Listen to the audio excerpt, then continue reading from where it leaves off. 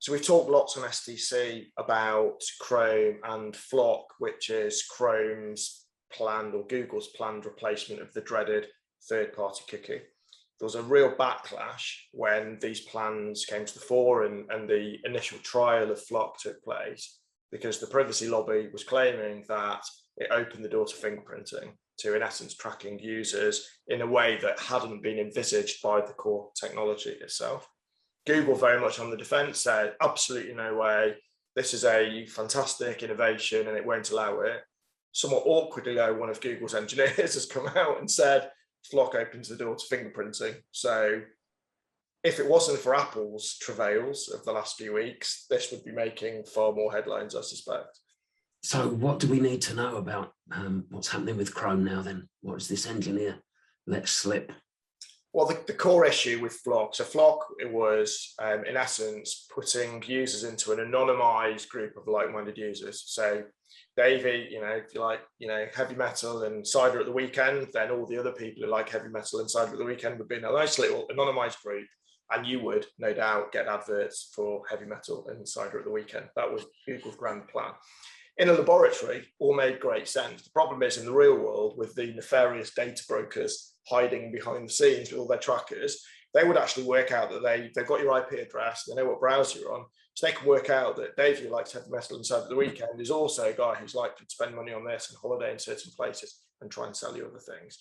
And when that gets into the grounds of people's particular tastes, that may be hidden from the world, and the idea that the door could be opened onto those, that was a real problem, and there was a huge backlash. So this is all about fingerprinting. This is all about getting all of the various bits of data about you as an individual and creating a profile and using that profile to target you with ads. And clearly, Flock was supposed to be a defense against that, and it doesn't work. At the end of the day, if you use Chrome, you give up your privacy. That's something that we all know. If you use Google services, you don't pay for the product, you are the product. And that is very, very much the case in Chrome. There isn't going to be something that is going to be privacy preserving, but yet still service advertising. They need to know stuff about you. It's not working in that way. So what does this say in terms of what services we should be using instead of Chrome? What's got some new features that we can use instead of Chrome that help this or stop this profiling of us?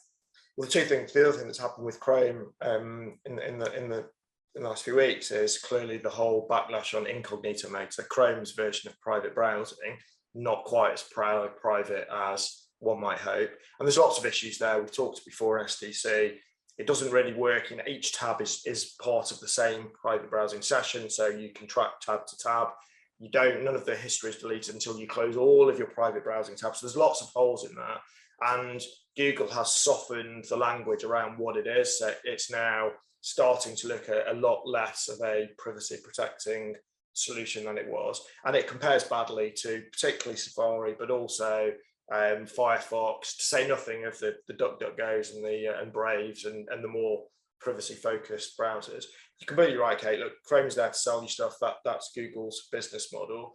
I think the message is, particularly for Apple users, you really don't want to be using Chrome. There is no point in letting the fox into the chicken coop, so to speak. You shouldn't be using it. You should use Safari or something better than Safari.